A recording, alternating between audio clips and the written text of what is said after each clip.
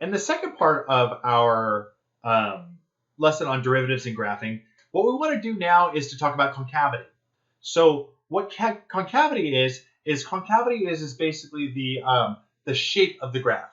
Okay, so while increasing and decreasing was whether or not the shape went up, the shape went down. Concavity has to do with in what ways do we see the changing of the shape. Okay, so let's say, what does it mean for us to be called concave upward?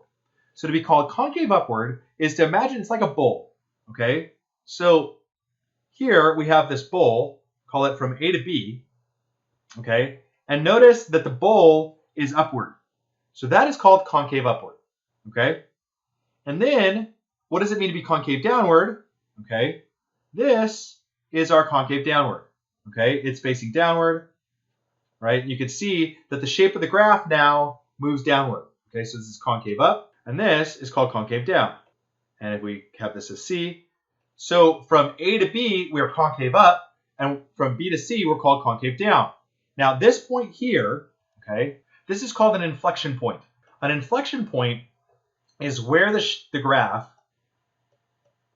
changes from concave up to concave down. And we're going to discuss how do we find inflection points. It's going to end up being kind of very familiar if you've talked about critical numbers. Okay? So we have this definition. If the graph of f lies above all its tangents in interval 1, then it's called concave upward. Okay? And if the graph of f lies below all of its tangents in I, it is called concave downward. Okay? So if we look here, right, here's all of our tangent lines, right? On the concave up one, notice that they're all below, okay, they're all below the actual graph. And then when we go concave down, right, all of the tangent lines end up above, okay? So that's like, from a mathematical perspective, that's how we know that they are concave up and concave down, okay? All the tangent lines are above the graph when it's concave down, and they're below the graph when it's concave up, all right? Now, point P on a curve is called the inflection point if the concavity of the graph changes at that point. And what's going to end up being really important is we're going to get that f double prime of x will equal 0 at this point. All right, that's going to be called an inflection point. Okay, so it's going to become very similar. It's actually very similar to this whole idea of increasing, decreasing in critical numbers, except for the fact that what we're looking at now is we're looking at the second derivative of the function. Okay, first derivative, right, is going to be about increasing, decreasing. Second derivative is going to be about concavity. So here's our concavity test. If f double prime of x is greater than 0 for all x and I, then the graph of f is concave upward on I.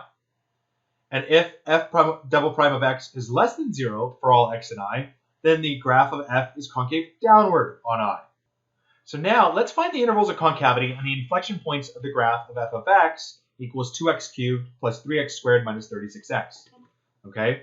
So now what we need is we don't need the first derivative. Well, we'll need that, but we need to find the second derivative. Okay? We need the second derivative. And sometimes this is actually called the second derivative test. So f prime of x is going to equal 6x squared plus 6x minus 36. So we've seen that one before. Now let's take f double prime of x, and that'll end up equaling 12x plus 6. Our inflection points are when f double prime of x is equal to 0. So that's 12x plus 6 equal to 0. Okay, so that's 12x equals negative 6, and so that's x equals negative 1/2. So that's the point of inflection for this particular graph, right? Now what we need to do is we need to figure out what the concavity is for those values, all right? So we're going to, just like our increasing, decreasing test, we'll test some points. So we'll start at negative 1/2, okay? There's our negative 1/2. And so let's start, and we'll do negative 1. So f double prime of negative 1, okay? And that'll end up equaling negative 12 plus 6, so that's negative 6. So it's negative. And hence the function is concave down when the second derivative is negative. Okay? We go to the other side, we'll choose 0. So f double prime of 0 is equal to 6. So that's positive. And so we have that on this interval, excuse me, that the graph is concave down. Okay? So very similar to the increasing decreasing test. What we're going to be doing is we're going to find the inflection point by setting the second derivative equal to 0. And then once we set the second derivative equal to 0, we're going to test on each side of the inflection point to determine whether or not it's concave up or concave down. So we can write that from negative infinity to negative 1/2, f is concave down.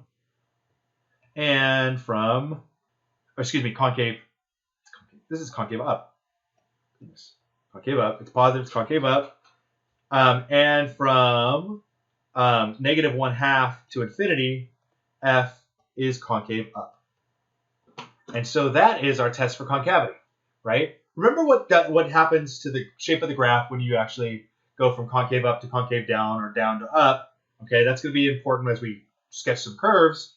Okay, and then also remember that this is what we use is something called the second derivative test, and that is because concavity has to do with our second derivative. Okay,